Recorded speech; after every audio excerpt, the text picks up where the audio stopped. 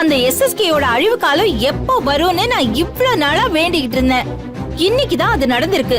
அந்த ரவுடிங்க எல்லாம் அவனை அடிக்கும் போது அத ரசிச்சு கை தட்டுறதை விட்டுட்டு நீங்க 2 பேரும் அவனை காப்பாத்தி ஹாஸ்பிடல் கூட்டிட்டு போயிருக்கீங்க. அறிவு இருக்கா உங்களுக்கு? ஏமா, அந்த எஸ்எஸ்கே உங்களை பண்ணாத டார்ச்சரே கிடையாது.